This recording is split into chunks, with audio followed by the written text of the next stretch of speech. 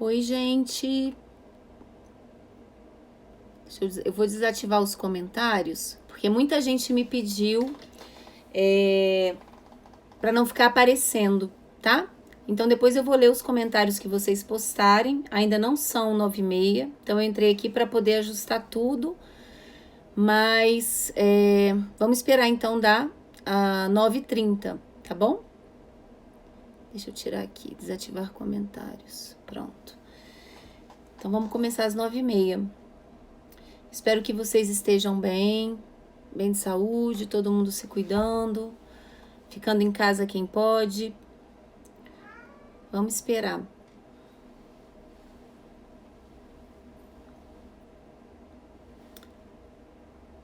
Tem gente entrando. Eu já vou apagar os comentários, tá? Vamos esperar mais 1 minuto e meio e a gente começa.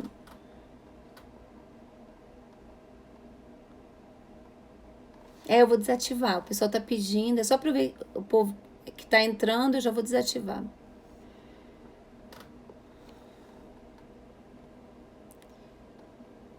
Então, olha só, gente. Agora já são, pelo menos no meu relógio, já deu 9h30. Algumas pessoas escreveram perguntando de qual livro a gente está falando. Então, só lembrando, é desse livro que eu escrevi, foi lançado em 2018. O link para download gratuito do livro tá na bio, então é só clicar lá e fazer o download. A ideia são 4 lives e vocês vão acompanhando com a leitura de vocês em casa. Quem perdeu a primeira live pode assistir no Facebook. Eu postei no Facebook e tá aberto para qualquer pessoa. Então quem perdeu, quem tá chegando hoje, depois assiste a primeira live, tá? Outra coisa também, algumas pessoas me perguntaram, e eu esqueci de colocar no post sobre as referências bibliográficas que eu citei na última live. Ficou faltando o capítulo que está nesse livro, tá? Saúde Mental e Gênero, que é o primeiro livro que eu lancei junto com a professora Ana Paula Miller, e é uma coletânea de artigos, e lá tem o artigo onde eu falo do gendramento do sintoma, falo da questão da participação do gênero no ato diagnóstico. Então leiam também, se possível. Uma outra questão que eu quero pedir para vocês, quem tiver dúvidas sobre o material que está lendo, sobre alguma coisa que eu falei, vocês podem enviar as dúvidas para o seguinte e-mail: saúde mental e gênero, tudo junto e sem acento, @gmail.com. Então eu vou ler as dúvidas de vocês antes da próxima live e vou tirar as dúvidas antes da gente ir para a terceira live. Vou aglomerar as perguntas e vou trazer os esclarecimentos aqui. Também quero agradecer as mensagens de carinho. Eu recebi mensagens do Brasil inteiro, antes de começar as lives, depois também, de pessoas dizendo que têm usado o material, usado o livro, usado os artigos também, tanto para pesquisas, para dissertação de mestrado e tese de doutorado, quanto mulheres também me agradecendo porque conseguiram, inclusive, sair de relações abusivas depois de terem lido o livro. Para mim, como pesquisadora, a pesquisa no Brasil só faz sentido na área social e ciências humanas se for alguma forma de intervenção. Então, isso realmente me dá gana e força de continuar fazendo pesquisa no nosso país. Bom, antes da gente entrar no dispositivo amoroso, eu queria fazer só um apanhado das coisas que a gente discutiu no nosso último encontro. Então, relembrando, eu falei para vocês que a palavra gênero tem sido utilizada no nosso país em 3 sentidos diferentes. Então, o sentido de uma palavra é o seu uso. Essa é uma ideia de um filósofo chamado Wittgenstein. A palavra, o sentido de uma palavra não existe em si mesmo, mas depende do uso que você faz. E a palavra gênero, ela tem sido usada em 3 sentidos diferentes, que aponta, em primeiro lugar, a construção do masculino e do feminino na nossa cultura, e pensando isso não de uma forma essencialista ou biologicista, natural, não, pelo contrário, uma construção histórica e cultural. Segundo, orientação sexual. E terceiro, a questão da identidade de gênero. Então, nascer com uma certa genitália e ter que ter uma relação direta com masculino ou feminino, que são as questões trans. Aqui a gente vai trabalhar com a primeira acepção, com o primeiro conceito, uma ideia de binarismo estratégico. Eu falei para vocês, né, que em culturas sexistas, tornar-se pessoa é tornar-se homem e mulher. E isso implica em ter certas performances, mas também são configurados certas emocionalidades, certa forma de sentir. Então a gente está trabalhando com a ideia de que as emoções, elas são aprendidas. E são aprendidas como? Tanto as performances quanto as emoções. Através das tecnologias de gênero, que é um conceito da Teresa de Lauretis.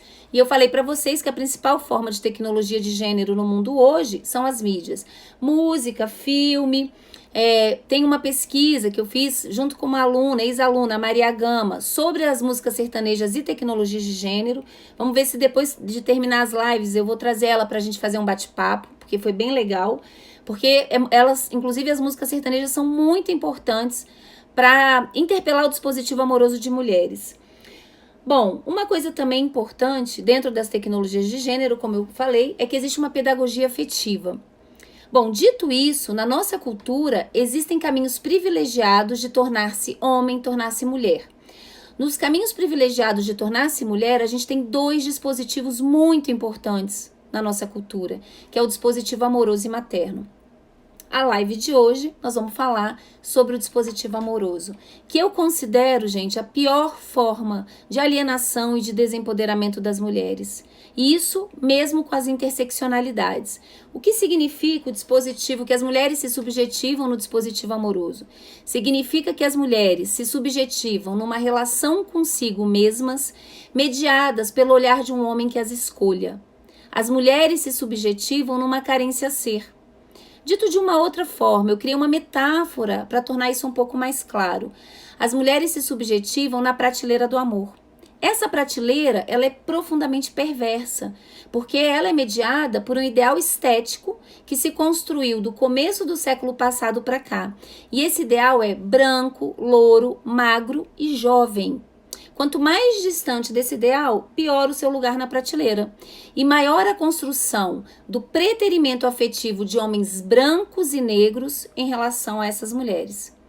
Veja, esse é um ponto importante. A relação com a estética, ela teve uma transformação muito grande nesse último século. Até o século XIX, você nascer bonito, o que era considerado bonito ou feio, porque também se transforma, era uma questão de sorte. Mas com a consolidação do capitalismo, tornar-se bonita deixou de ser uma característica estética para ser um dever ético. O que se vende é que não é bonita quem não se esforça. Quanto maior a insatisfação das mulheres com o próprio corpo, mais elas consomem. Porque o que se vende você tem que sempre tentar ser mais bonita do que você é. Um exemplo no Brasil são as cirurgias plásticas, né? A gente tem adolescentes, por exemplo, fazendo implante de peito. Mas veja, dentro da prateleira, quem é que está no pior lugar? São as mulheres negras. O Brasil, como eu falei para vocês, é um país profundamente racista. Mas também as mulheres velhas e as mulheres gordas. No fundo, gente, a prateleira não é boa para ninguém. Por quê? Se a gente viver bastante, a gente vai envelhecer, você pode engordar. Às vezes eu vejo mulheres que falam assim, nossa, eu sou linda, maravilhosa, sou a Gisele Bündchen. Mas o tempo passa também. No fundo, a prateleira, ela é boa para os homens. Eles são eleitos como avaliadores físico e moral das mulheres.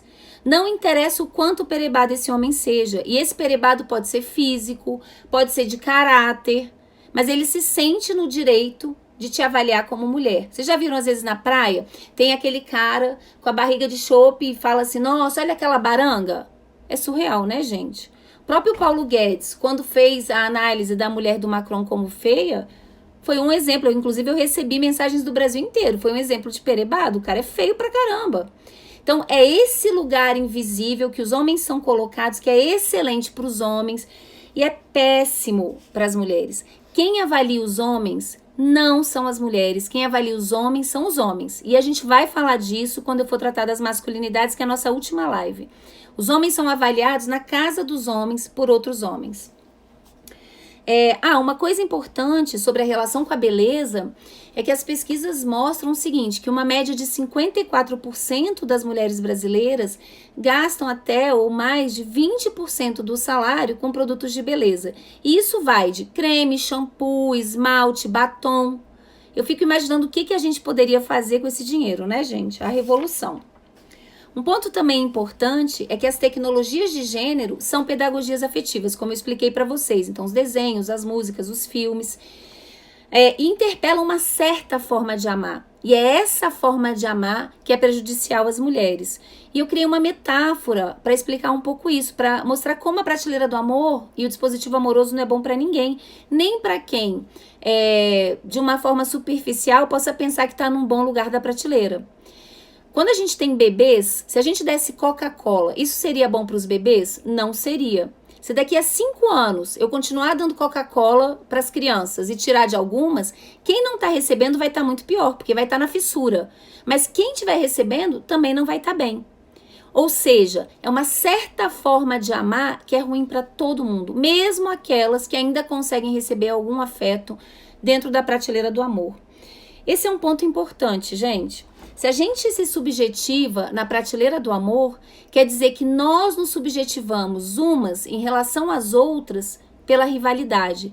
Porque se eu quero ser passível de ser escolhida, então ou eu quero brilhar mais que todas as mulheres ou apagar o brilho da coleguinha. E quem é que lucra com a rivalidade entre as mulheres? Os homens. Vocês já viram às vezes a atual e a ex brigando e você diz assim, deve ser o Brad Pitt e é um perebado? Mas geralmente o cara acredita que ele é o Brad Pitt, tá? Ainda mais se for homem, branco e hétero. Eu sempre brinco, mas é uma verdade, que eu gostaria de fazer um estudo sobre a autoestima, às vezes quase delirante, de homens brancos e hétero. Um ponto também importante é que ser subjetivada na prateleira do amor nos faz ter uma vulnerabilidade, ter um pontinho, um gatilho, que é o ser escolhida. Então veja, eu tô aqui, passa um cara e eu falo, perebado. E o cara diz assim, bom dia, Valesca, trouxe um chocolate pra você. Aí eu, ai gente, ele é fofo. É uma coisa impressionante. Em 20 anos de clínica, uma das coisas que mais me impressiona é o quanto um perebado se transforma facilmente em príncipe encantado. E qual que é o botãozinho de vulnerabilidade para as mulheres? Ser escolhida, tá? Uma coisa importante é que os homens lucram com o dispositivo amoroso das mulheres. Gente, os homens não têm que se esforçar. Homem no Brasil, eles têm certeza que vão ser amados. E eu não tô falando que tipo de amor, tá? Os homens do Brasil só ficam sozinhos se eles quiserem. Por exemplo, né, a Yara, que é minha aluna de pós-doutorado, tá trabalhando com mulheres em situação de rua. Existe uma mulher que foi morar na rua porque se apaixonou por um morador de rua. Vocês conseguem imaginar um homem indo morar porque se apaixonou por uma moradora de rua? Acho bem difícil, né? Uma coisa, então, importante nessa questão do lucro, né, com esse hiperinvestimento das mulheres, é que isso protege a saúde mental dos homens. Uma coisa importante também, porque tem homens que me dizem assim, Valesca, mas eu sofro no amor. Gente, não é disso que nós estamos falando. Só que o amor é identitário para as mulheres, como não é para os homens.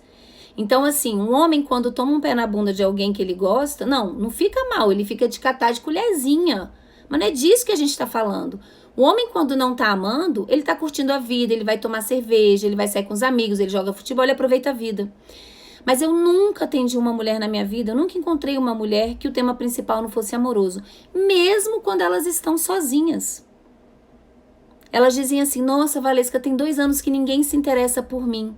Tô feia, tô gorda. Ou seja, se eu preciso do outro, de um homem, para me escolher, para minha autoestima ficar boa, gente, é a vulnerabilidade total.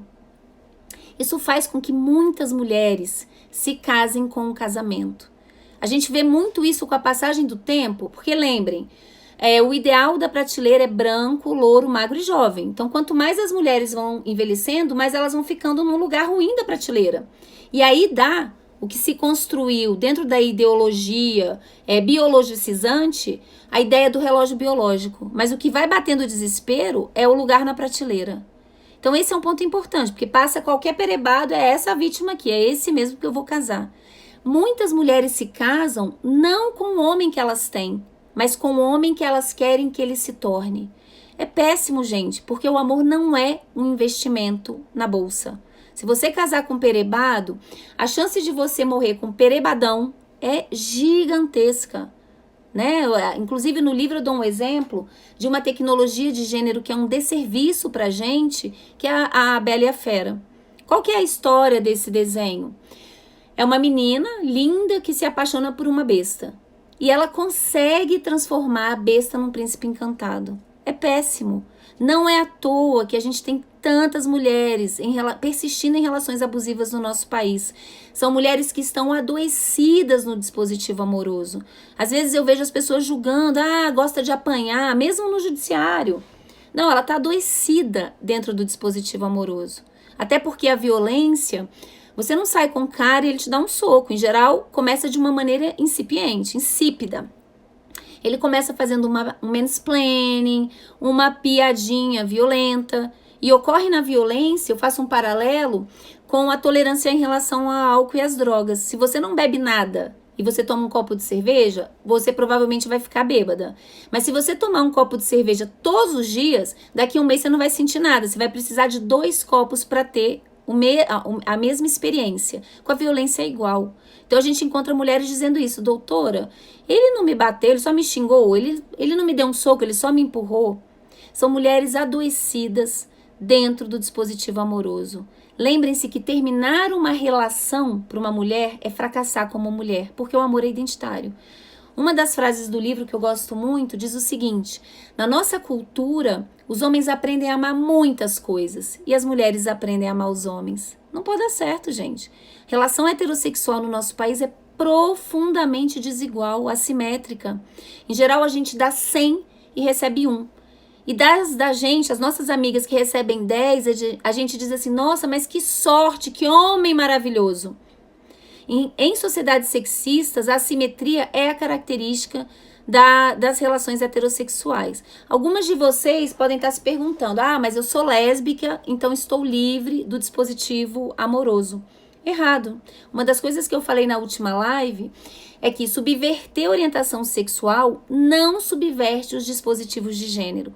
Tanto é que no mundo lésbico se brinca: as lésbicas não namoram, elas se casam, porque são 2 dispositivos amorosos. A diferença é que uma lésbica lucra com o dispositivo amoroso uma da outra. Então são relações que têm mais simetria em países sexistas e mais igualitários, tá?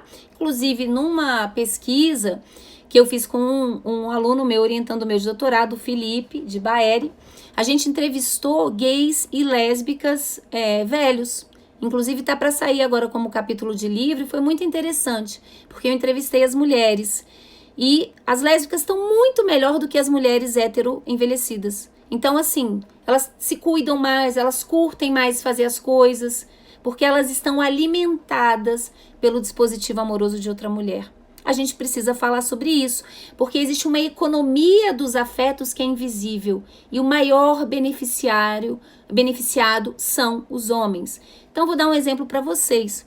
Todo mundo conhece o Stephen Hawking, aquele físico que tem um problema degenerativo, que tinha um problema degenerativo. Eu pergunto para vocês: vocês conseguem imaginar uma mulher, Stephen Hawking, que tenha se casado 3, 4 vezes na vida e que o homem ficasse lá cuidando da higiene íntima, limpando a bunda, dando comida, para essa mulher se dedicar à física? Por que a gente tem tão poucas gênias? Porque as mulheres não são alimentadas afetivamente pelos dispositivos dos homens. A gente vai ver isso na próxima live também. Os homens são egocentrados e as mulheres heterocentradas. Então, o dispositivo amoroso é uma almofada psíquica para os homens, tá? Tem alguns exemplos também, eu acho que esse é muito importante. Eu gostaria que vocês tentassem assistir os filmes que eu cito no capítulo, que é o filme O Sal da Terra, que é a história do Sebastião Salgado, e Mil Vezes Boa Noite, que é uma ficção com a Juliette Binoche, onde ela é uma fotógrafa. Então, é a mesma situação do Sebastião Salgado, só que conta, digamos assim, o mesmo radicalismo de paixão por uma profissão, por um projeto de vida, só que no masculino e no feminino. Enquanto o Sebastião Salgado, vou ser um pouco de spoiler para quem não assistiu, Ele passou a vida dele viajando, ficando, sei lá, 1, 2, 3 anos na Ásia, não sei quantos na África, tirando fotos. E ele era casado e tinha 2 filhos. Um dos filhos era autista, é autista. Ele ficava mandando as fotos, a esposa cuidando tudo, administrando a vida dos dois, montando os álbuns, ou seja, investindo no projeto dele, sem ele se sentir ameaçado da perda de amor. Eu pergunto a vocês, se fosse uma Sebastiana Salgada, provavelmente Sebastiana Salgada, ela chegaria no Brasil, quem estaria cuidando dos filhos dela seria a mãe e provavelmente ele estaria casado com outra mulher. Então é dessa pedagogia de afetos que a gente precisa falar. É uma certa forma de amar. Veja, isso não é contra o amor. Uma coisa é vocês, as mulheres que estão aí comigo, conhecer um cara, a relação ser muito bacana e você falar, vai ser legal morar com essa pessoa. Outra coisa é dizer, ai gente, meu sonho é me casar. Isso me preocupa, porque isso é o dispositivo amoroso funcionando. Inclusive, a gente já viu vários vídeos, às vezes compartilhados nas redes sociais, onde tem menininhas e os pais acham engraçadinho ela falando, eu quero um marido. Isso é o dispositivo amoroso, tá? Precisamos pensar em intervenções preventivas na nossa cultura e a educação tem um papel fundamental para criar outras formas de vir a ser mulher, descentrado, fora do dispositivo amoroso. Tem um documentário, eu acho que ainda tá na Netflix, que se chama Blue Mission. Assistam. É a história da Sylvia Earle, ela é uma bióloga e é muito interessante, porque ela tem uma vocação, uma paixão pela biologia marinha e conta a história dela. A vida amorosa é importante, mas é uma das coisas importantes, não é o centro da vida dela. Então, esse é uma questão bastante importante. Um outro exemplo que eu dei para vocês, né, no finalzinho da live passada, é o quanto a gente funciona como tecnologia de gênero umas para as outras. Eu tinha dito para vocês que a primeira coisa que a gente escuta quando a gente é mulher e a gente não é casada e aí, se casou? Geralmente as casadas e aí, vai ter filho? Quando vai ter, se você não tem, né? Ou quando vai ter outro? Vejam, quando a gente pergunta isso, o que a gente está dizendo para essa mulher é que a coisa mais importante na vida de uma mulher é ter um homem. Não importa o que você faça. Então, isso chancela que você foi escolhida na prateleira do amor e chancela a sua mulheridade. É interessante dizer isso porque a gente nunca compreende uma mulher solteira como tendo protagonismo. Uma mulher que escolheu e que tem muitas coisas boas em ser avulsa. Porque frente ao dispositivo amoroso, talvez vocês me perguntem, uai, mas se as mulheres se subjetivam no dispositivo amoroso, então o casamento é uma forma de proteção à saúde mental das mulheres. Isso está errado, gente. O que as pesquisas mostram é que em países sexistas, marcados por uma assimetria de investimento e de cuidado nas relações, o casamento é um fator de risco para a saúde mental das mulheres. Mulheres casadas têm muito mais depressão e ansiedade. O casamento é sempre um fator de proteção para a saúde mental dos homens, independentemente da qualidade. Por quê? Porque os homens lucram com o dispositivo amoroso e na próxima live eu vou explicar o dispositivo materno das mulheres, tá? Então, o casamento só é um fator de proteção para a saúde mental das mulheres quando existem relações mais simétricas, coisa que na nossa cultura é bem raro, né, gente? Uma coisa também que eu queria chamar a atenção de vocês é de 2 pontos, antes da gente ir para a finalização da live. Lembrem-se de me mandar as perguntas. Para quem chegou aí depois, estiver lendo, é para ler já o capítulo 1 e 2 e nesse final de semana o 3 e o 4, tá? Que conta a história de configuração do dispositivo amoroso e o funcionamento também. Vocês vão ver que tem tudo a ver com o que eu estou falando. Eu fiz questão de escrever numa linguagem bastante acessível. E as perguntas vocês podem mandar para o e-mail saúde mental e gênero, tudo junto, sem acento, @gmail.com. Eu vou ler as perguntas, vou agrupar e vou começar a próxima live respondendo as perguntas de vocês. Então, os 2 pontos que eu quero chamar a atenção, que eu falei já na live passada, que é o papel do silêncio dentro da configuração afetiva das mulheres. Esse é um ponto muito importante dentro do dispositivo amoroso. Como eu falei para vocês, o silêncio é um comportamento gendrado e o gênero, o sentido do silêncio para uma mulher e para um homem é completamente diferente. Vocês devem ter visto, alguns de vocês, o documentário que fez muito sucesso sobre o silêncio dos homens. Eu particularmente detestei. e vou compartilhar com vocês lá na live sobre masculinidades a razão. Porque eu acho que faltou falar da principal forma de silêncio dos homens, que é o silêncio cúmplice. No caso do silêncio das mulheres, a principal forma de silêncio tem a ver com a questão da implosão psíquica. É se calar para cuidar dos outros e das relações. Então, as mulheres pagam um preço muito alto em relação a isso. E o segundo ponto é o sexo sem vontade no casamento. Como eu falei para vocês, gente, isso é muito mais comum do que a gente está acostumado a discutir e a falar. Geralmente uma mulher heterossexual adulta, ela aprendeu já a usar o próprio corpo como objeto de barganha. Isso me lembra uma pessoa que uma vez eu atendi e que ela dizia o seguinte: não, doutora, porque se eu não transar com ele, em 2 semanas ele vai ficando no mau humor, então eu já viro pro lado, abro a perna, né? E geralmente já faço logo um escândalo, e o cara tá achando que tá arrasando pra ele gozar. Então, para os homens que estão nos assistindo, os heterossexuais, gente, as mulheres fingem muito, tá? Em geral, quando tá uma performance muito exagerada, eu vou dizer o que ela tá querendo dizer. Pô, vai logo que tá uma merda. Prestem atenção no desejo das mulheres. Esse é um ponto muito importante. Em geral, o não desejo das mulheres tem a ver com o parceiro que você tem sido. Esse é um ponto bem importante, tá? E é interessante porque muitas mulheres, isso é uma forma de violência, é um estupro, né? Inclusive já previsto na Lei Maria da Penha, mas as mulheres, em geral, a lei muda, mas os costumes não, porque nós dizemos umas para as outras: amiga, que 2 semanas, 3 semanas sem transar, vai perder o homem, tá difícil arrumar um homem, vira pro lado e dá. Gente, isso é violência. Isso me lembra uma outra paciente que dizia assim: eu me sinto um vaso de porra e ele não dá nem descarga. É muito triste. A gente precisa começar a falar sobre isso e desnaturalizar o estupro no casamento. Bom, dito isso, eu queria apontar para vocês que algumas ações já têm sido feitas dentro da educação. Aqui no DF, a gente tem um projeto maravilhoso da professora Gina Vieira, que se chama Mulheres Inspiradoras. É um projeto lindo, depois vocês assistam. Não sei se vocês conseguiram assistir o meu TED, porque xingamos homens e mulheres de formas diferentes. Eu conheci a Gina nesse dia, ela também fez um TED sobre essa experiência. Mas a ideia é levar às escolas públicas histórias de mulheres e as suas interseccionalidades, né? Então, é a biografia dessas mulheres e como elas viveram a vida delas com outros interesses, onde o fulcro, a coisa central, não é ter um homem, tá? Um outro projeto também é o Maria da Penha Vai Escola, que tem sido encabeçada pelo TJ. Eu represento a UNB nesse projeto e a gente começou também a entrar na rede pública do DF nesse semestre, mas enfim, está paralisado agora em função do Covid. Mas vamos voltar a trabalhar essas questões dentro da escola.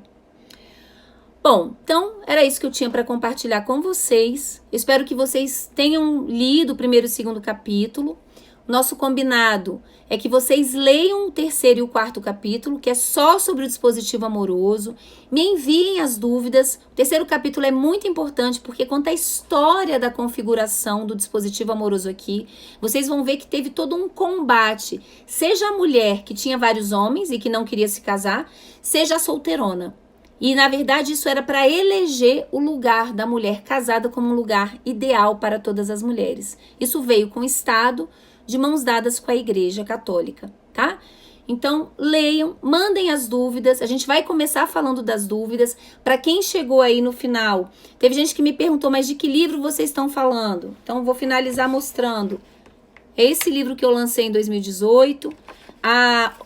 O link para baixar, né? O download está gratuito por 1 mês. Tá na bio aí, no Instagram.